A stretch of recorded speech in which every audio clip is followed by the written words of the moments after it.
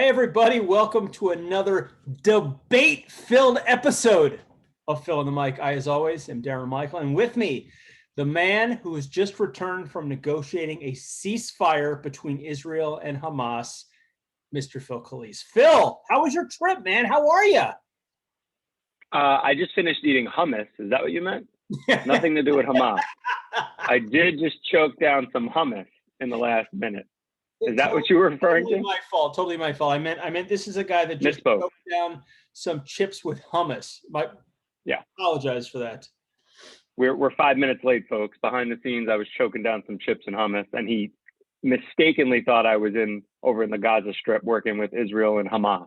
So that's what happens when you're on the phone and the connection isn't real clear. So my apologies. My apologies to everybody. He was actually just eating hummus. So my fault. Phil. Are you ready for some debate? Dude, man, I am excited. So, you and I talked about this, man, a little bit of a different format now, man. You were calling me, what were you calling me? Stupid face before, stinky head. I don't know what else, ass face, whatever you were calling me before, man. I have a complex now. So now I feel like I have to debate you on these topics and just take you down. Before I do, I got to let you know, and I got to give you a couple things about what's been going on lately. So fire away. As you may or may not know, I joined an over 40 basketball league. Now, nobody could believe I was over 40 because I look like I'm 18 and I play like I'm, 25 directly out of, in the NBA. Not really. But it was interesting because literally, Trisha said to me, she's like, when was the last time you touched a basketball? And I'm like, oh, it was like 3 months ago. And she's like, really? I didn't think so. I thought it had been years. And I said, yeah, I remember a couple months ago, I was cleaning out the garage and a basketball fell off the shelf and I picked it up. Mm-hmm. That was actually the last time I touched a basketball. Now, before that, it was actually February of last year. We had a really nice day and I went out and I shot some hoops, but a 5-on-5 game, I would say it's probably been 20 years, give or take. So I played and I actually have 3 pairs of high tops from 20 years ago. I just never wore them. So just the fact that you said I have 3 pairs of high tops, you don't need to say how old you are. The audience quickly understands.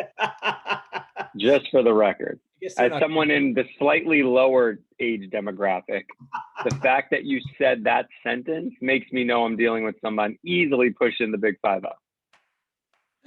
All right, just saying. All right, you know what? So I'm dating myself, right? So that's. I had my tennis shoes on.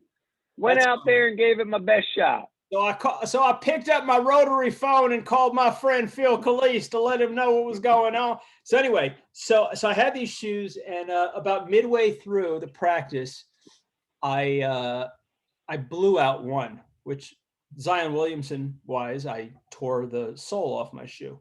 So I'm like, everybody's like, oh wow, that's terrible, whatever. I'm like, oh, no problem. I have another pair of shoes. So I went in my trunk, got the other pair, the backup pair. 5 minutes later, guess what happened? Exact same thing.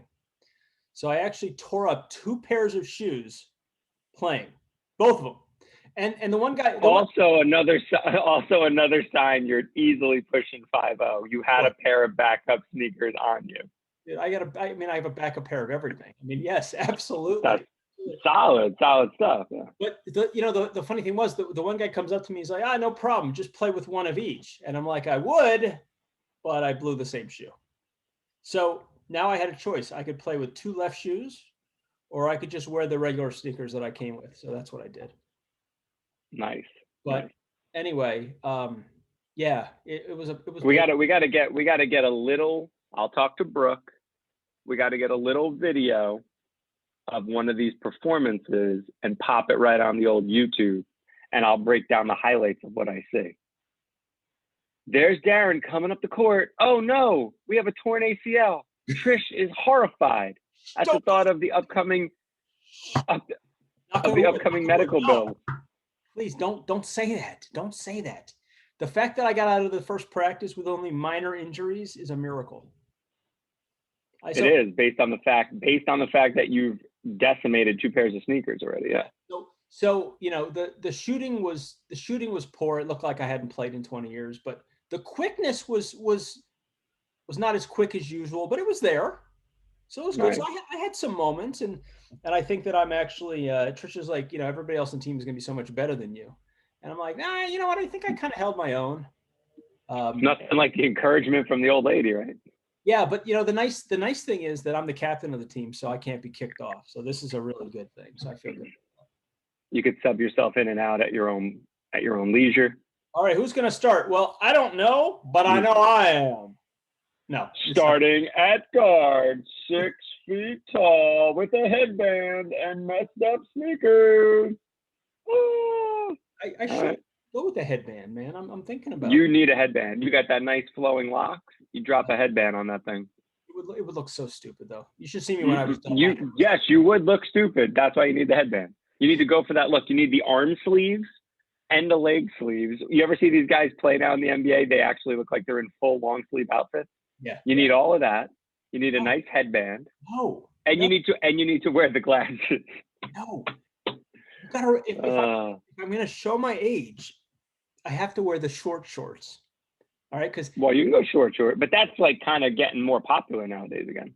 That's what when I played high school basketball, we had the short shorts. That's how freaking old I am. All right, you go up at the wrong angle for a shot, you got something poking out the bottom, and it's like in the neck. You lean over, your cheeks are hanging out. It's bad. And when I played high school basketball, my shorts were down to my ankle. That's the difference in our age. That's right. You went to cross somebody over. You went to cross somebody over, and you got to pull your shorts up just to be able to pull that move off. So that's why there was no dribbling between the legs for that period of time, just because people couldn't. It was impossible. I don't know how Allen Iverson ever pulled off the dribble between your legs. His shorts were literally down to his ankle. I don't know. Amen. Good times. Good times. But anyway, so that was that, and you had I would ask you what you were up to, but I know it's going to be the same thing. I just coached like 800 baseball games. Matter of fact, let me give you Let me give you a dad predicament. Okay. Directly related to baseball, though. Okay. Okay. Give it to me. So as you know, we have our more serious baseball, which is the travel baseball side, and then we have the little league side. And so, as our audience knows, I technically coach 3 teams. I coach my little guys T-ball, and then I coach my older guys little league and the travel ball. Travel ball is on Sundays. Saturday, we had a fun day. We actually went. We had a game in the morning, and then we actually went to see our high school playing for the sectional championship right locally. So we went right there as a group of the kids that were playing. A bunch of the families went. We hung out. Yeah. It was hot on Saturday, like late July, early August hot. It was pushing 95 here in lovely Jackson. Jeez. So we were baking on the field, and it wasn't a great field. We were kind of out in the open, so we were all hot. We went back to one of the families. My wife and I decided to invite them back to all the kids to go in the pool, because our pool's open already and we're ready to go. So the beauty of being in a development that has no trees is your pool gets warm quick when it's warm out, and it had been very hot that week. So our pool was already swimmable for kids, not really for adults, but for kids for sure. So we said, let the kids go back and swim. My son is out in the heat all day, swimming, having a grand old time, ate like absolute crap. And when I say that, dude put down like 3 hot dogs. He put down like 2 bags of chips, 3 cookies. Like he ate like a pig, a sloppy pig. Next morning, we have a travel game. Yeah. Everybody's relaxing because it's going to be 102. Jeez. So nobody's doing anything because we actually preparing coolers. We never have coolers prepared with ice and towels and stuff, but it was going to be so hot that, I got 8-year-old kids in that kind of heat. I was being a very, very prudent dad / coach, and I was ready to go for all of them. They were all going to have their own towels, all the whole 9 yards. 5 minutes before we're set to leave the house, and it's a road game, so it's 30 minutes away. 5 minutes before, Dominic's like, I don't feel good. I'm like, oh God. I'm like, what's wrong with you? Oh, my stomach feels horrible. He's like on the verge of tears. He looks miserable. All of a sudden, out of nowhere, I go, Dominic, we're 5 minutes having to leave, and I'm the coach, so it's not like nothing's changing. We all got to get in the car. So I said, all right, get in the car. I said, we have Gatorades, waters, crackers, you know, you got a half hour to just figure it out. We got the air condition blasting. I'm like, and then we get there an hour before the game. But I said, if you still feel like this when we get there, stay in the air condition. You don't have to warm up the whole time. You can stay out of the heat. Okay. Get to the game. He's worse. And it's 100 degrees. So like, but he doesn't want to stay in the car. So he's in the dugout, but he's not moving around. So he loves baseball. This kid lives baseball. Yeah. And it's a big game. If he had any energy, he'd be on the field. Instead, he's sitting there with a cold towel over his head, and he's like not moving. I'm like, and now Raina finally gets there because I get there ahead of her. She finally gets there, so now I got her to help me at least because I got to coach and I got to get these kids ready with my other coaches. Yeah. So I'm just kind of like ignoring him because I don't have a choice. And then I'm checking in on him periodically because he's also our 3-hitter and shortstop. So it's kind of a big deal because my lineup's a little out of whack and I need to shuffle the whole thing around if he can't go. So I'm like, I pull him aside and I felt like we had our first dad-son / head coach good player moment where I'm like, Dominic, you got anything in the tank or you're done? What is it? I'm like, can you play or not? Because I have to hand in the lineup card and I literally have to erase you and change everything or you're going to play. He looks at me, he's like, literally like this. He's like, I'm in. I'm like, you're in? He's like, I'm in. He's like, count me in. He hasn't warmed up. He hasn't done anything. I'm going to put him right out on he's actually going to get up. No, he was batting second this game. He's actually going to be the second hitter up because we're on the road. He hasn't swung a bat, thrown a ball, fielded a ground ball, done anything. He actually got a cold towel dripping down his neck so he looks like he's sweating, but he's really dripping cold water. I'm not kidding you. Ready? I'll give you this only story about this. So I'm like, now I'm a dad. I'm worried about him. It's a tough game, and there's a really good pitcher on the mound. I'm like, I'm really putting him in a tough spot. And I said that to him. I said, Dominic, you're being put in a really tough spot. Do the best you can. If you want out of this game, no problem. You're out. He's like, no way. I'm playing.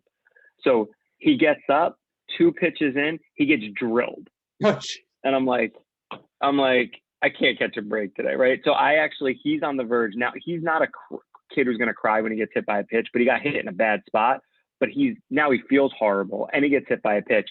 So I'm like, dude, I just walk over to him. I go, it's not your day, man. It's not your day. And he just starts laughing, and he's like, I'm fine. And he runs over. And then he goes on. He plays good. He actually only came out of 1 inning because he had to go to the bathroom because then that arrived in the middle of the game. Of course. I'm like, lesson learned. 3 hot dogs, 4 bags of chips, 3 cookies. Maybe not the best thing before a big game. So lesson learned, but fun story. Yeah, fun story, nonetheless. Yeah. Hey, listen, man. The kid's a trooper. Hey, man.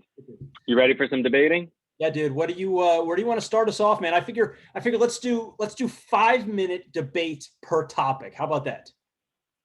5 minutes per debate. Let's do it. I'll set it. So, man. The alarm will go off. Hopefully we'll hear it. I don't know if we will or not, but we'll see. Well, yeah. Let's do this. Let's, in honor of I know we're fans, maybe through our wives or what have you, but we're fans of the hit show Friends from 30 years ago or whatever the damn thing was. Yep. 20 years ago. What if we do, based on the little Friends reunion that's coming up, we do a little potpourri about Friends? I love it. How's that sound? Let's hit on these 4 things. Your favorite cast member, like regular cast member, your favorite guest, special guest, your least favorite core cast member, and maybe we sprinkle in your favorite episode. Okay, sounds good. You want me to go first, or you want to go first? Well, we can just go back and forth. All right, so let's start. Favorite cast member. Who do you got? I would have to say my favorite cast member was Matt LeBlanc because he was just such a friggin' bonehead. I'll never forget when for Thanksgiving, he had to eat a certain amount. He had to eat a whole turkey, so he wore the pregnancy pants because they stretched. Yeah. I remember somebody was feeling bad, so he put the turkey over his head and started dancing. Remember that one? Mm-hmm. I was just, it was great. His favorite, what was his favorite food? A sandwich. You know, and even more than that was his favorite food. Above that was 2 sandwiches. You know, so 2 sandwiches. Yeah, he was just great. How about you? Joey doesn't share food. That's like a favorite line that he used to say. So So in the spirit of debating, he kind of is my favorite, but a 1A to Matt LeBlanc is also Matthew Perry. For me, Chandler Bing is an essential character in that show, and he plays off people really well, but he also is underrated, I feel like, in terms of his lead ability to be funny and the faces, and like I was always a big fan of the fact that he, for many of those seasons, had a job in which he admittedly didn't do anything at, and just like it was always like a joke about I don't really do anything at this job. His interactions with Monica as he started dating her, everything about that dude to me was just hilarious. So him and Joey are my 1A, but I'll go Matthew Perry. I think they're close. Cool. Next. So a favorite special guest. What do you got? You go ahead with that one. All right. So there's a lot of good ones, but I'll go Tom Selleck. I don't even remember what his name is on the show. I'll go Tom Selleck because, first of all, the mustache, he's the only man that pulls off the mustache. So he's always right there at the top of any list for me because he pulls it off. Secondly, I actually think the combination of him dating Monica, but being like best friends with the dad or like good friends with the dad, I just thought the whole dynamic, and then how Chandler and him, all the boys like look up to him. Yep. Like but he's too old to be friends with them. So it's like this weird thing. I just always thought he was a great character for the show. Yeah, no, I agree. I thought he was great too. My favorite was Jon Favreau, who was remember he was the rich guy that Monica was dating, and his goal in life was to be the ultimate fighting champion. He finally gets into a professional fight and just gets his ass kicked. It was the funniest thing. And then he's like, "You can't do this," and he's like, "No, I have to keep going. This is my goal." Blah blah. And they ended up breaking up. But I thought that was just great. It was just hysterical when he just got the crap beat out of him. That is funny. That is good. Yeah, I like Favreau a lot. All right, least favorite core character member. This is easy for me. For you, it's easy. Yeah, super easy. It's. I don't know. You know what? You go ahead first because I'm kind of. Don't be Switzerland. You're always Switzerland. Just pick somebody. Because I gotta give this a little more thought. This is a complete no-brainer for me. It's highly controversial, but my wife would know immediately what I was going to say. I absolutely despise Jennifer Aniston and everything she's ever done in her life. I'm not a fan. I understand the whole world changed. All women changed their hairdo for this woman in the 90s. I understand many people like her. I find her character on that show to be what I would predict is exactly how she is in real life, which is an obnoxious human being, like a spoiled brat, obnoxious human being who's never thinks she's wrong. That's what I took out of her character on Friends. So I'm not a fan. Yeah. You know, I didn't like. I would say the character that I didn't like was, and there was two women that played it, but Ross's ex-wife Carol. I never understood. I said core character. That's not a core character. Well, she's still a character. You said a character. Yeah. I mean, No, it's a core member of the team. Core one that I don't like. Your big six. Isn't there six? There's six of them. The big six. If I had to pick the one that I probably like the least, it would probably be Lisa Kudrow, Phoebe. I thought she was funny, but she just seems so different than all of the other characters, which I think was a good thing. But I don't know. Sometimes her just boneheadedness was just got to me. You know, sometimes it was funny, but sometimes it was like it's too predictable. I know exactly what you're doing here. It's just Yeah. Okay. I could see that. All right. Favorite episode of all time. Favorite Friends episode. Oh, we're hit. We're caught. We can't do it. Timer up, my friend. Timer up. All right. That's it for that. We'll have to come back to that topic another time. All right. Topic I want to talk about now is the great Tim Tebow has signed with the Jaguars. And, you know, I'm a huge Tim Tebow fan. I think it's great. I'll start off and I'll tell you why I love the signing personally. Okay. Yes, this is a guy that hasn't played in 9 years. I'm not going to argue with that. This is a guy that really wasn't a success in the NFL. This is a guy that switched to baseball because he wasn't making it in the NFL and, you know, wasn't a success there. So now that his old coach is coaching Jacksonville. Hey, listen, I live in Jacksonville. You're in Jacksonville. Hey, why don't I come in for a tryout? But he comes in, he shows them he's in the best shape of his life. The guy is just a complete beast, you know? So, you know, the interesting thing about him is 24 hours after he signed, he had the #1 selling jersey on NFL.com, which is pretty incredible. So the popularity is there. I think he's going to draw in fans. I think he could be a mentor for the younger guys because this guy gives 150% all the time. So if anybody can make that transition after not playing for 9 years into the position he probably should have played initially, because he probably would still be in the NFL playing that position, it's Tim Tebow. I mean, sure. Okay. I mean, this isn't really a topic that you have a chance on, so you took the wrong side of this topic. I mean, Tim Tebow is 33 years old. Yeah.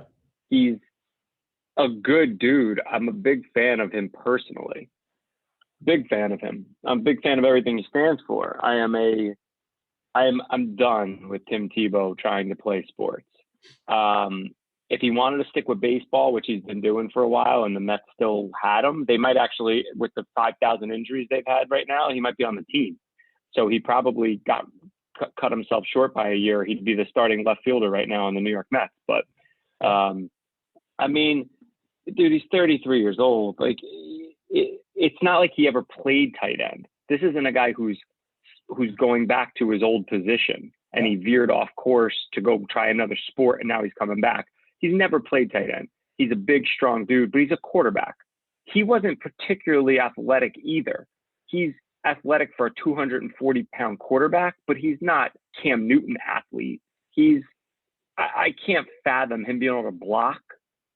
I can't fathom him being able to run 10 different routes and being somebody who's going to be jumping over people or running these precise routes that beat safeties. It's, to me, a partial do me a favor, Urban, and I just want to try football again. And it's publicity. I mean, like, I'm not a fan of it. I'm not. And it's a distraction to the Jaguars. I mean, does Trevor Lawrence have to feel the need to throw him a ball because Urban, like, do we need this spectacle? I feel like we've had a lot of these Tim Tebow spectacles. You're not going to win this argument because you're going off the assumption that this guy makes the team and he plays. Okay. I didn't say anything about playing. I just said he's going to make the team. And I think for him to be on the team, you think he's going to make the team? You think he's going to make the 53-man roster, correct? That's what we're going off the assumption. I do. Let's say he's the third or fourth tight end. He gets into the game occasionally, but this is a guy who brings all those intangibles that a young team needs to be successful. That's where I think he is most valuable, and that's why I think that he is going to make the team. They're not a great team. Doesn't matter. They're not expected to make the playoffs. But imagine having this guy with this kind of a work ethic show all of these young guys how it's done. Maybe he's not as talented. That was not good. Now you're dark. Yeah, coming back. Maybe he's not as talented as those guys, but it's the other things that he brings to the table. He's that coach among the players. He's a guy that commands respect. You don't agree with me on that? No. I think the players look at him as like, you know what? Let me take a step back. If he was the tight ends coach, if he was the assistant to the offensive coordinator, maybe. The fact that they have to watch an inferior player who's not as good as the fifth string tight end do something that's taking a spot away from other people, I don't think is going to ingratiate himself with the team. I think they'll all think the same thing of him. Great dude, team first guy. Like, I think obviously that's all the obvious things that Tebow is going to bring. So there's nothing to dislike him personally about. But he is taking one of 53 spots away, and he's not any good. But here's the thing. How do you know he's not any good? Have you ever seen him play? I'm gonna make the assumption that a failed quarterback, failed baseball player, failed athlete in the pro sports world. That's the problem. You can't assume. All right, you're up. Good thing this is over. All right, let's talk about the sport of baseball and how unwatchable it has become. Okay. All right, go ahead. This isn't coming. Well, you know what? This is an opinion I've had for a while, and it's being supported by a lot of former great players, but it's also being supported by the sheer numbers that you can't run from. So if you look back about 10 or 15 years now, philosophies changed in the baseball world and in the organizations. Not only at the same time, we were changing people's swing to have these launch angle type swings, right, to get under a ball. And if you could just hit it at a certain, angle, you could, hit more home runs, hit for more power. At the same time that was going on at the lower levels, there was also this push from the analytics side of the house. And now we see all organizations littered with analytics teams, right? All these geeks from MIT and Harvard getting these big prominent roles. Yep. And they're all saying, a walk is as good as a hit. Don't steal a base because it's not worth the risk. Striking out is no worse than grounding out. There's no premium on making contact. And then all of that begot the shifting, right? Because now nobody knows how to hit situationally. So now you get these huge overshifts all game long, and you see 95% of the players hit into the shift, and you see them roll these ground balls into 5-man infields that are all on one side, and it's obnoxious. And there's a whole other side of the field, and nobody tries to hit it that way. And that's not just the guy who's hitting 320 and it's hot as a pistol. It's also the guy hitting 175 who can't buy a hit and does nothing different about it. And so Don Mattingly has recently come out and basically said baseball's become unwatchable. It's a 15-year problem in the making. And boys, it's not going away tomorrow, because it's going to take this product that you see, which is now littered with strikeout kings who don't know how to situationally hit, coupled with baseball itself not liking the amount of home runs that were being hit. So they deadened the baseballs. So now you got high strikeouts and no home runs, or lower home run totals. Nobody, if you see what people do with men in scoring position, nobody gets the run in. There's no bunting. There's no stealing. It's a bad product right now. 6 no-hitters, and it's May 25th. And these are not, the 6 greatest pitchers of all time doing it. Yeah. This is a litany of mediocre pitchers, and Corey Kluber, who, if this was 4 years ago, maybe, but this is the numbers unequivocally say the game of baseball is in a bad place right now from an optics perspective. But I'll give it to you to tell me I'm wrong. You know what? I can't listen. I want to sit there and I want to say that it is watchable. But here's the thing. Here's how I'm going to look at it, right? I think that the game of baseball has been unwatchable for 20 years. I really do. I think that all the analytics and everything that's coming into it has made it unwatchable.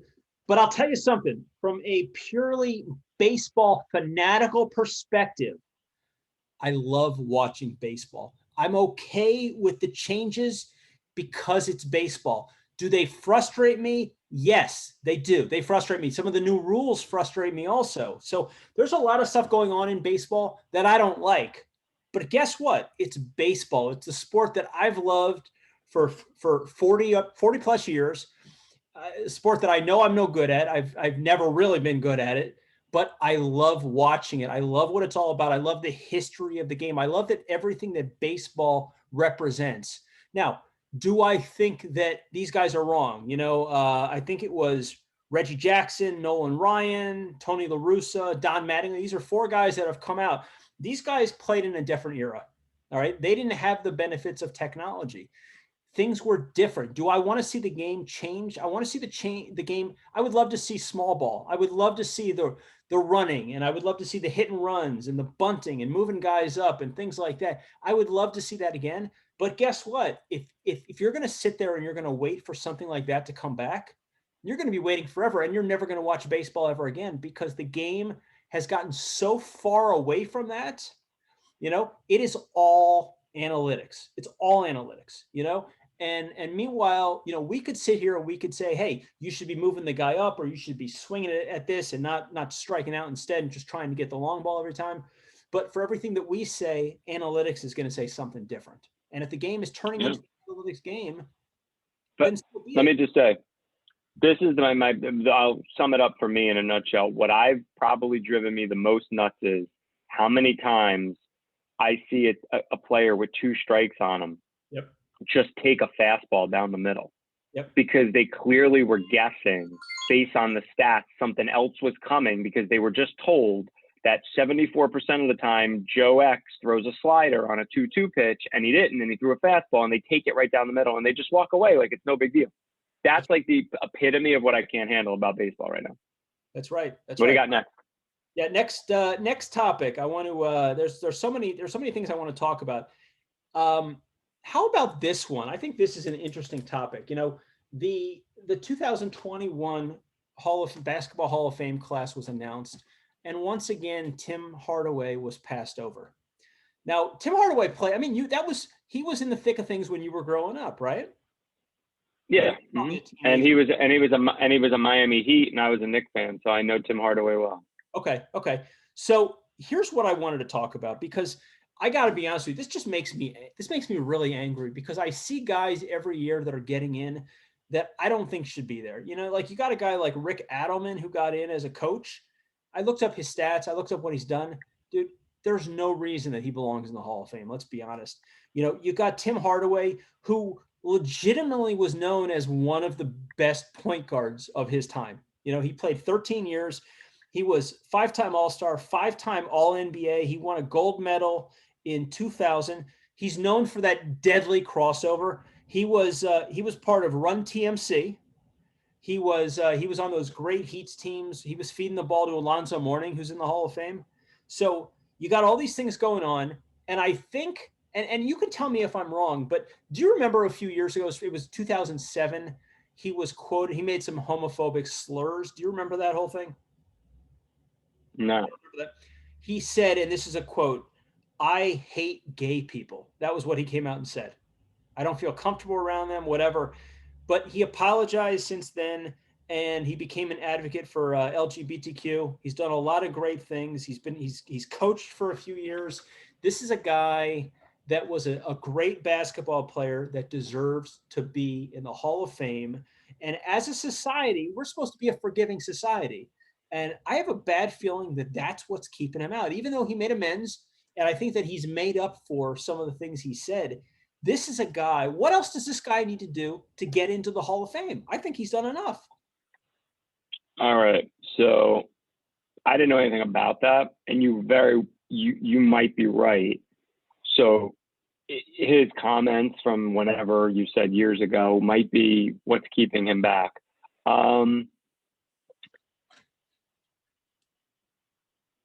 Here's the thing. I usually go off I did look at his stats to make sure. I usually go off like, when you played, were you one of the scariest players at your position? Right. He didn't do it for me. He's not a guy that I was petrified of when he played. I think he was very good. Like, he just goes in that box that I put a lot of players in, which is very good basketball player for a nice chunk of time. And then I, like, in my mind, reserve the Hall of Fame for just the very elite. And so my judging is always very difficult.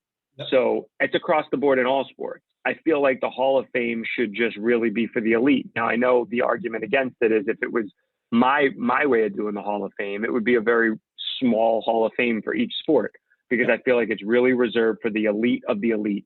He's not that to me. To me, like, he's, I'm looking at his similarity scores. His similarity scores are Kyle Lowry, Steph Marbury, Darrin Williams, Sam Jones, Sam Cassell.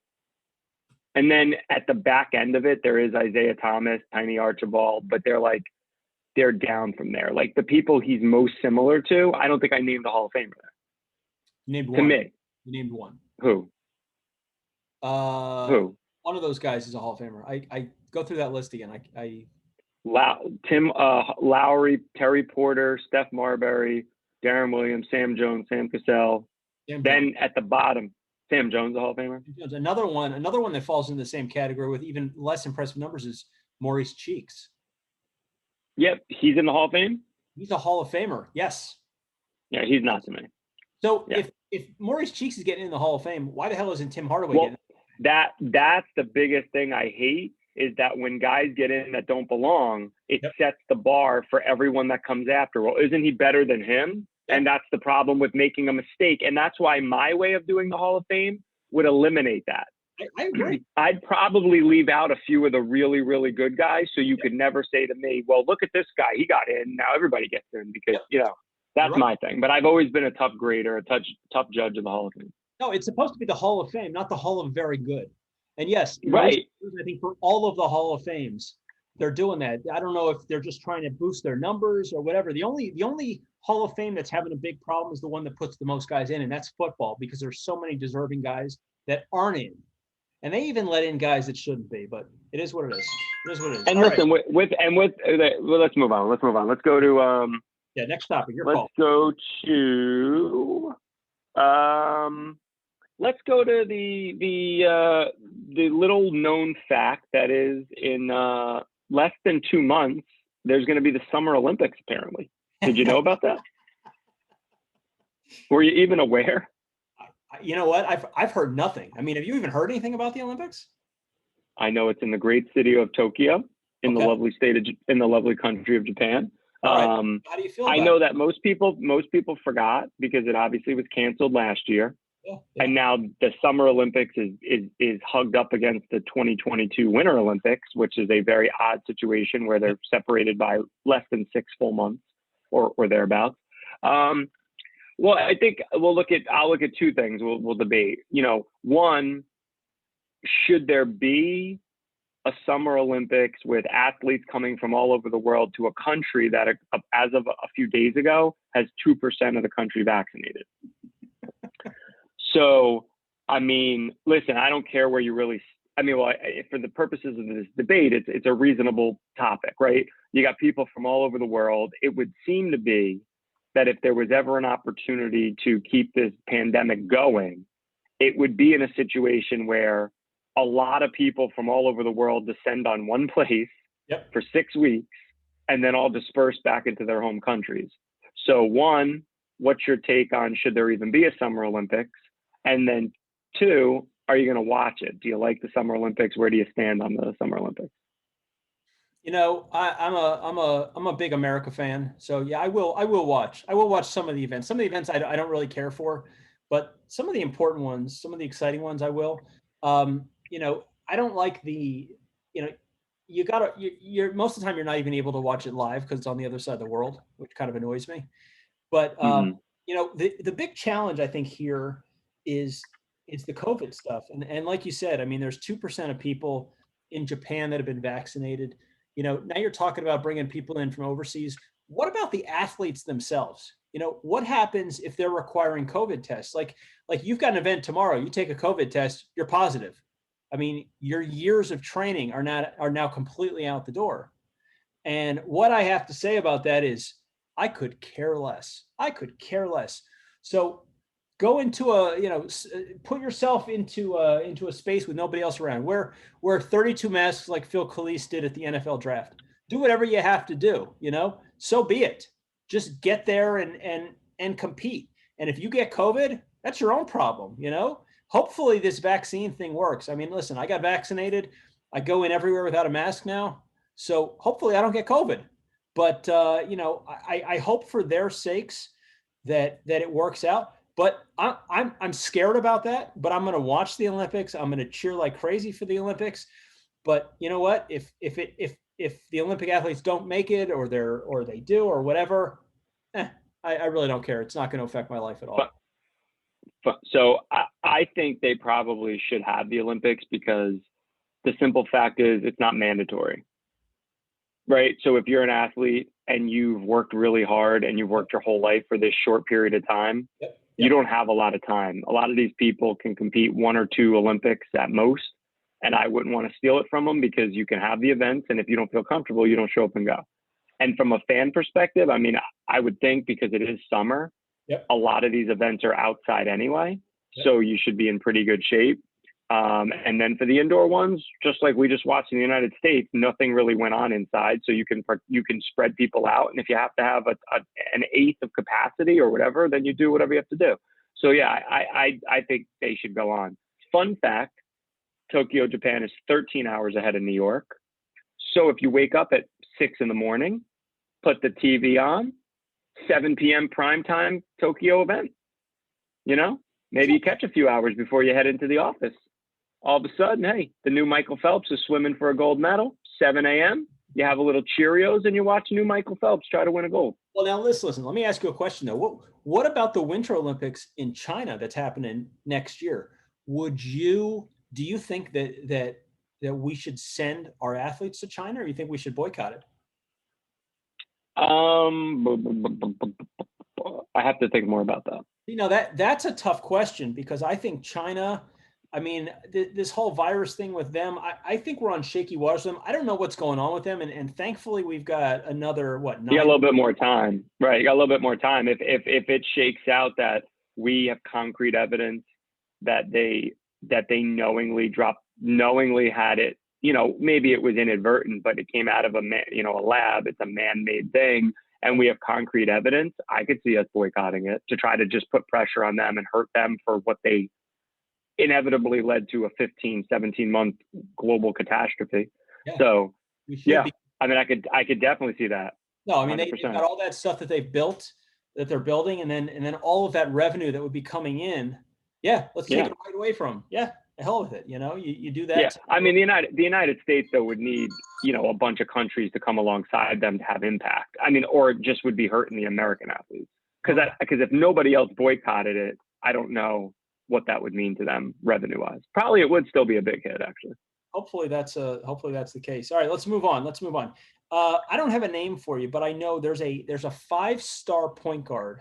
He's a junior in high school, and he actually graduated early, and he signed to play in the G League. Now, per rules, you can't go to the NBA until you are, 1 year of college, or you have to be 19 years old, something like that. So this guy actually has to play 2 years in the G League, and he graduated early. What do you think about that? I mean, this is the first guy that's done that. And do you think that's something that's going to become a trend?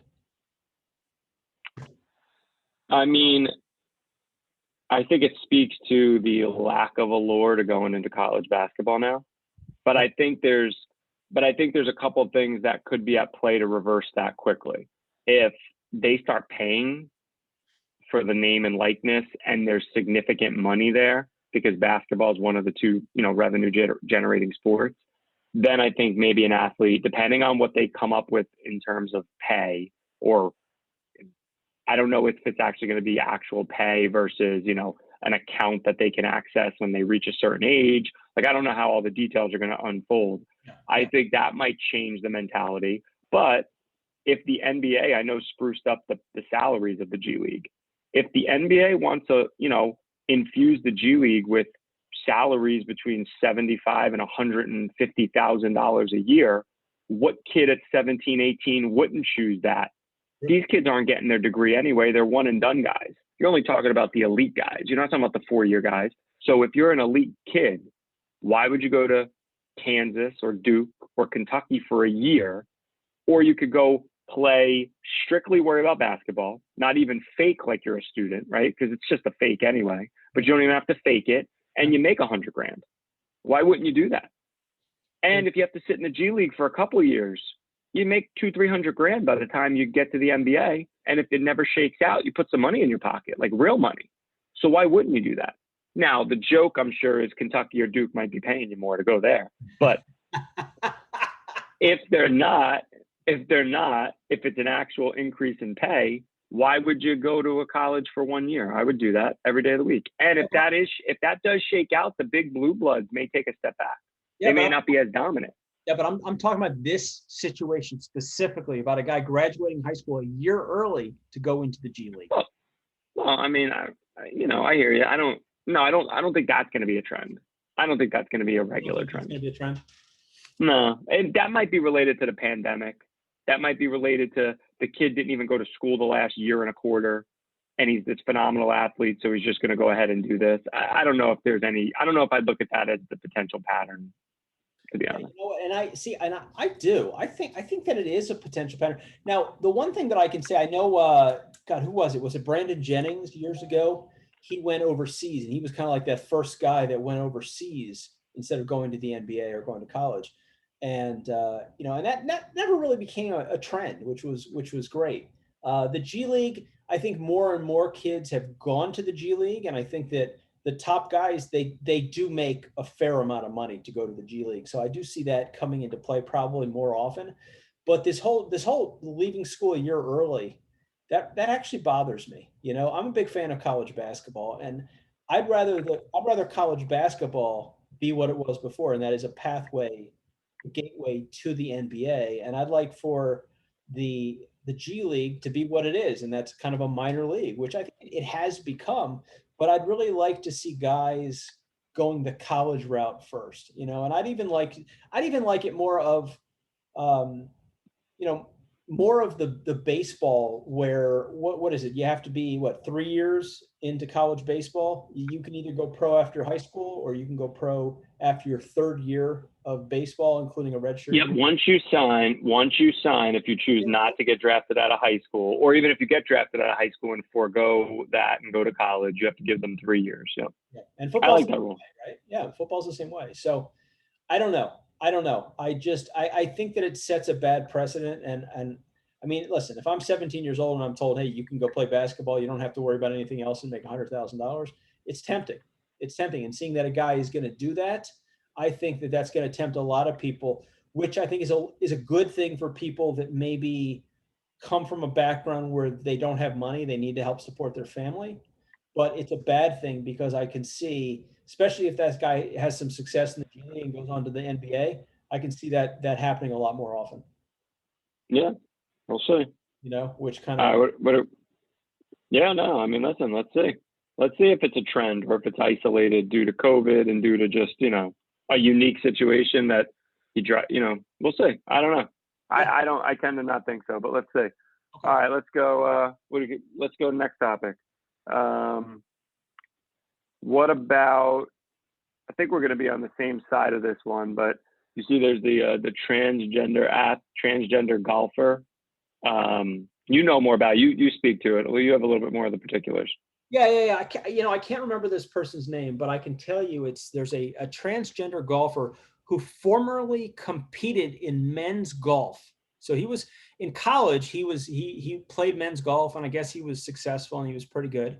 And he, or shall I say, she, now wants to gain eligibility to play in the LPGA. Right. So this is like from a purely sports competitive perspective. This is the one that is the competitive advantage to being biologically a male who now is transitioned to be a female competing in female sports. And so, this isn't, to me, and should never be a political conversation. This is strictly, does a biological male have an unfair advantage over a biological female competing in sports? And although it's golf, which is probably on the lesser side of the dramatic, sports in terms of, it's not weightlifting, it's not running, and it's not something where you physically have to be tremendously strong to compete at a high level. I mean, we just watched Phil Mickelson, who is a strong guy, but is 51 years old, win a major against 20 and 30 and 40-year-old men. So there's a somewhat of an even playing field with the course and everything.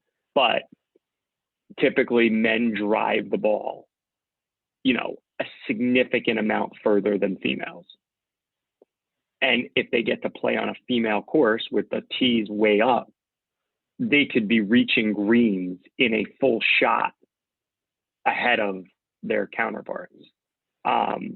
Sure. It's not as significant as if you told me, it's basketball or track and field or of course weightlifting, but it's still very significant. So I'm not a fan of this. I think this is something that you're going to see more and more as we mainstream this idea.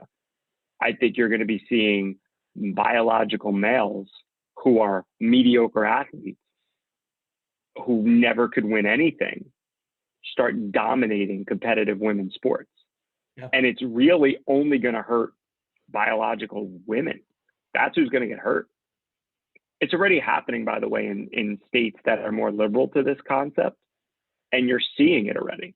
So this isn't hard to assume that if you kick this can down the road 5 or 10 years, a third of female champions are going to be biological males. It's not hard to fit. This is like one of those things where for 15 years ago, baseball changed their philosophies and you could have seen the outcome of some of this stuff. Same thing here. This isn't going to be shocking, but eventually it'll become so pronounced that somebody's going to go, we need to do something about this. But they're going to let it get to such an absurd level before they do something about it. Here's kind of my take on it. It's really hard to think differently about that. And I think I do in some ways, but here's the thing. If there's no difference between men and women, because that's kind of the argument here, then why aren't women that transgender into men, why aren't they playing male sports? That's the big question. So obviously there's a difference in body. There's a difference in muscle, the way that your body is made up. Men and women inherently are extremely different. So, here it is, so you get the surgeries, you got all the female parts. Let's say you're taking the hormones, you've got the estrogen levels are where they should be. And so, you're in a sense, you're a female, and so in this case with golf, I would say if you meet all the criteria, I might be okay with it.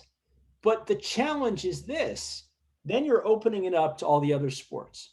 And now it's, okay, you did this for golf, so now you can do this for this, and you can do this for this. And like you mentioned, all those other sports, are you going to have track and field? Are you going to have a man that's running a 10 flat, running the 100 against a woman? Or, if you look back and you look at all the times and you look at all the scores and everything, men are faster, men are stronger. It's just the way that it is. So even though golf maybe is more of a finesse game, and even though you might be a decent men's golfer, that doesn't mean that you're going to be a great women's golfer. It's a tough situation. Like I said, I might be okay with golf, but once you open up that can of worms, boom, it's going to explode everywhere else. And it's not fair. And like I said with the original argument, women don't play men's sports. You've got men that are transitioning to women that are playing those sports only, obviously because there's an unfair advantage. Yep. Agreed. All right. What do you got? I think we got time for one more topic. So one more. So I'm gonna kind of talk a little more about there's two topics I want to talk about. So let's talk about this one. All right. Steph Curry, NBA. He signed 5 years ago. He signed a 5-year, $201 million contract, and sure enough, contract is up, ready to sign another contract. So the way that things have gone up, I mean, obviously things go up all the time.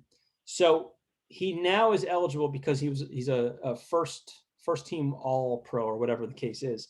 He's now eligible for a 4-year, $215 million contract. So he's gone from averaging $40 million a year 5 years later to averaging $54 million a year. How do you feel about that kind of a contract? I mean, listen, I have no problem with it. I really don't. He's one of the, I'm not a fan. I'm not the biggest Steph Curry fan, but I mean, so he's on the verge of making he's in his last 9 years, he's going to make about $450 million on the court by the Golden State Warriors. And he's one of the best 5 players in basketball. He's led them to a few championships. I don't have any issues with it. I really don't.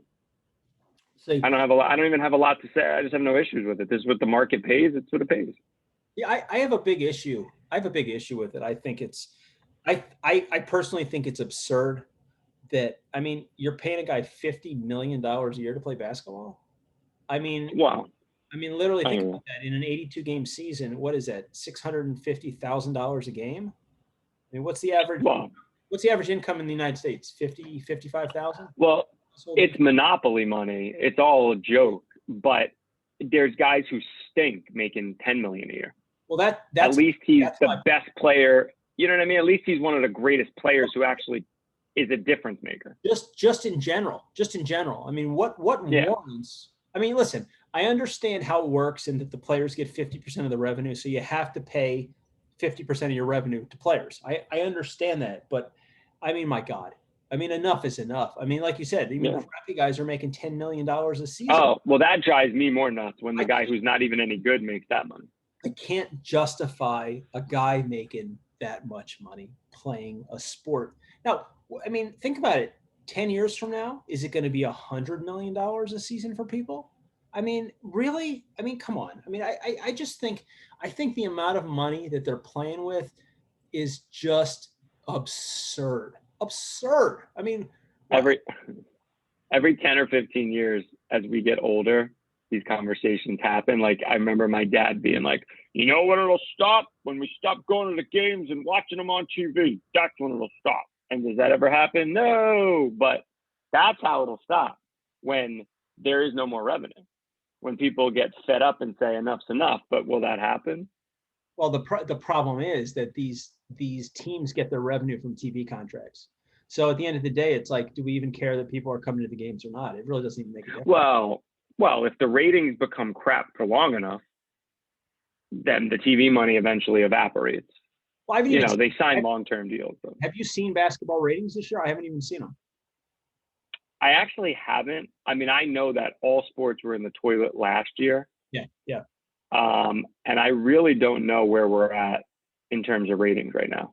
I'm really not sure. I know that across the board, they were like all-time lows. There was political pieces to that. There was just everything. The pandemic played a part. I mean, there was everything. So I'd be interested to see, what the playoff NBA ratings are this year, because things are back to pretty much normal now. I mean, everything's pretty much open. I think people are back to normal schedules again for the most part. So it'll be interesting to see. And the NFL, it'll be really interesting to see what they do in September. Stadiums are supposed to be packed again. Everything should be back to normal. So it'd be interesting to see what the ratings are across the board. Well, tell me the truth. Are you following NBA right now? So I have not watched one NBA game this season.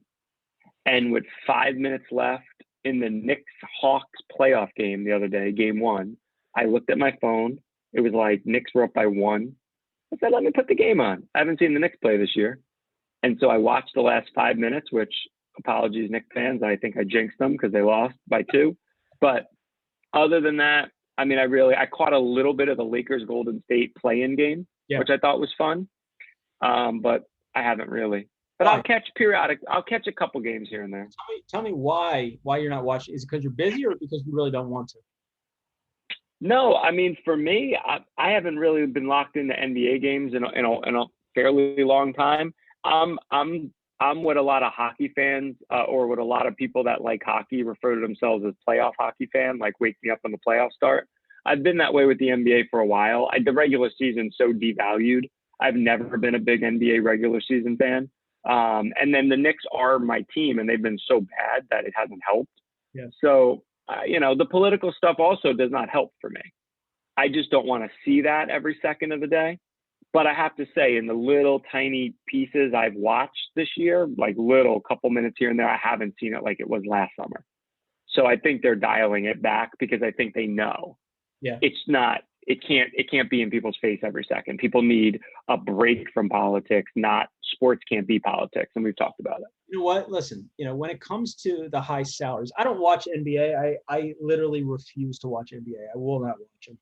The only thing that I follow in NBA is the guys that used to play at Indiana. I just follow to see how they're doing in their career. But besides that, I can't stand it. And a guy that's making $50 million, it's like, okay, you're making $50 million. Shut the hell up. I don't want to hear you talk. I want to see you play.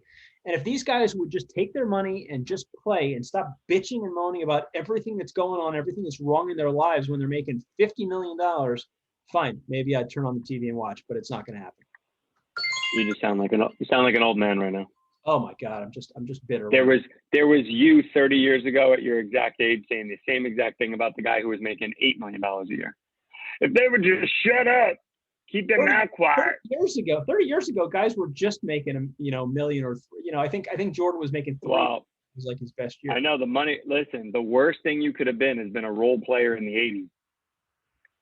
if you're a role player in the 90s, that went up by about 20-fold. And if you're a role player now, it went up by like 10,000 times. I mean, listen, So, if you're a role player and you can have a 12-year career, you're making $60-70 million on the I know you're gonna retire with more net worth than the greatest players did until the late 90s.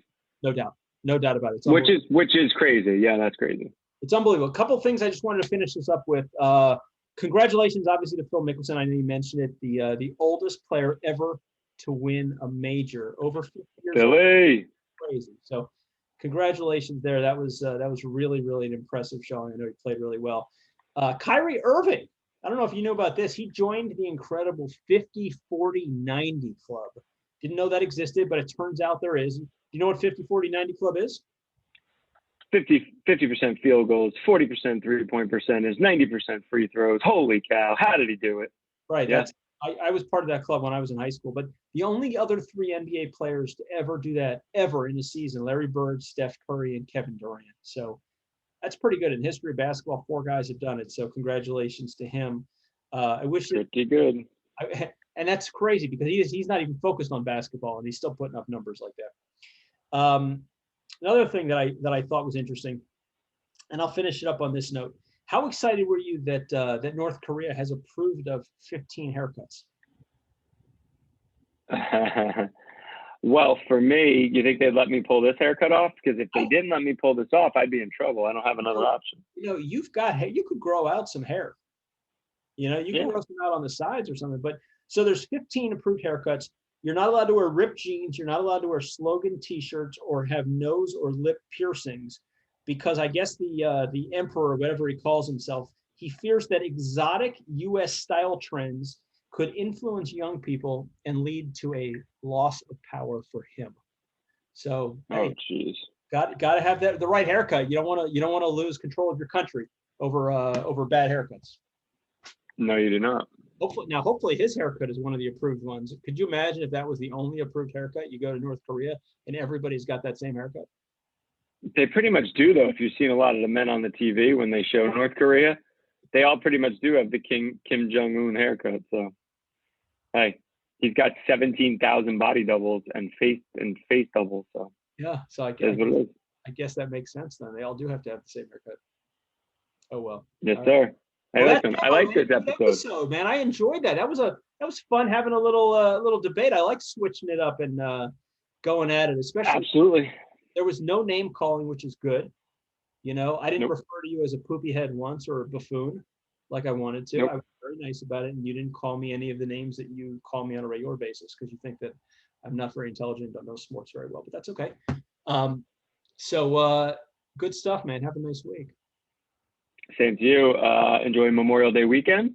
That's right. Enjoy the nice 3-day weekend, little holiday action, really the kickoff of summer, as they say. So enjoy all that. Enjoy a little barbecue, maybe a little grill. And we'll get back at it soon enough. Sounds good. Everybody be safe out there. And thanks for tuning in to Phil and the Mic. We will see you next time. Bye-bye.